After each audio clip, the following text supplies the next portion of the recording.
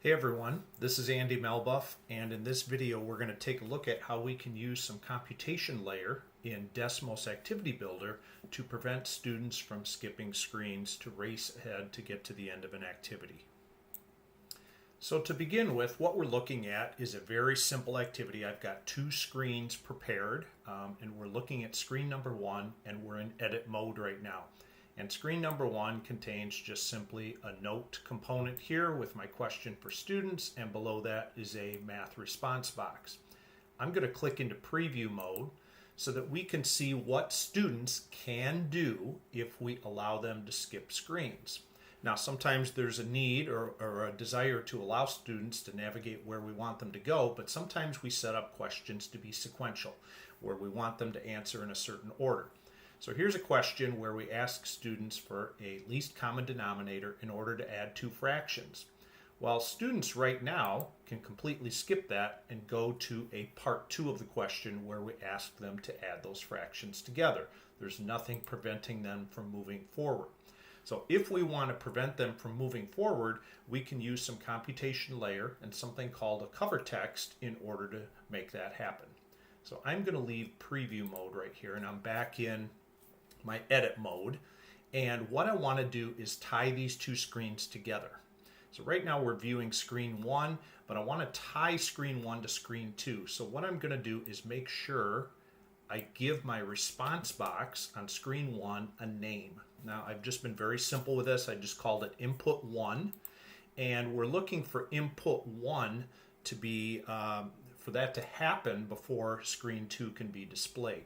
So I'm going to go over to screen number two now, and I'm going to reference screen number one, but I'm going to do that up here in what's called the screen computation layer. This covers the entire screen, so it's not just for a single component, but it covers the entire screen. Some things that occur in there are if we want to use a subtitle, that's the place to put a subtitle in for a screen. But what we're going to do here is we're going to use something called cover text. Now what cover text is simply a screen shade. And I've got this already started because it takes quite a bit of typing to get going. And in my note up here, I put a pound sign in here to deactivate this. I'm going to remove that pound sign. And so what we're looking at here is a cover text sync. And I want to show you how that works before I talk to you about how I put that together. So I'm going to click done. And I'm just going to simply go into preview mode on screen number one. Now, if the student decides they're going to skip this screen and they're not going to answer here and they click next, here's what we call a screen shade. The screen cover, if you will. This says you need to go back and do the previous slide. Now, if the student on screen one enters something that's incorrect, for example, like a number 5, and they press submit and they go to the next screen, our screen shade here can give them a little message saying, all right, there's something incorrect with this. And lastly, if they answer it correctly, and they answer 12 here for the least common denominator, and they submit that, the screen shade doesn't take effect on this next screen. So I want to first of all, go back and show you how I set that up on screen number 2 here. So I'm going to go into this computation layer script here again. And I'm going to talk about this part at the bottom in just a moment. But what we're going to do to set up is we're going to use a sync called cover text. Cover text is a sync. It's over here on the right-hand side. And this is a description of what it does. But basically, we're going to set up this cover text to be a conditional. And for those of you that are familiar with Desmos Activity Builder computation layer, we use conditionals with when and otherwise, as opposed to if and then. So they're basically if-then statements, but Desmos uses when and otherwise. So here's my first condition.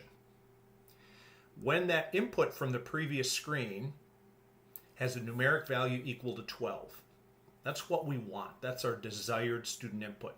And the student has also submitted it. What's between these quotation marks will display. Now there's nothing between those quotation marks, so nothing will display. This is basically saying we're not going to have a cover text at all or a screen shade if the student inputs 12 and presses submit. Well, what if they don't input 12 and press submit? Then we go to the next condition. So Desmos works top down here on these conditionals. What if the second condition is input 1 was submitted, but not with a numeric value of 12? Well, then we can put between quotation marks whatever message we might want to display to students. Now here, I gave them a hint, if you will. You can also just make it a little more vague and say, your previous answer is incorrect. You could make it that simple. And if the student doesn't press submit, that means they're trying to skip the screen. If they've not pressed submit at all, then Desmos goes down to this otherwise. And here, in quotation marks, is the message that will appear on this cover text screen. It will say, please go back and complete the previous slide. Now, before I get to that last part, I want to go back into preview mode again. And I'm going to skip screen number 1. So students see this message. But they also have this cover text label. Now, if they simply click OK, the cover text goes away and really the student gets to bypass. So I want to take that OK button away. And to do that, I'm going to go back into my computation layer on screen number 2 here. I'm going to use a sync called cover button label. So I'm going to get rid of this little pound sign here that deactivated that. And cover button label is also a sync that's described over here. Now, if I don't want that to show, if I don't want students to simply click on that, I'll put here a pair of quotation marks and there's nothing between them. So by putting a pair of quotation marks, nothing will show up. So students now can't click on that OK button because there's no OK button there at all. So let me show you how this looks if I click done, again in preview mode. If the student tries to skip the screen and go to screen number 2, they see this message. This is our cover text message, and the OK button is now not available to them. So they have to go back and do screen number 1.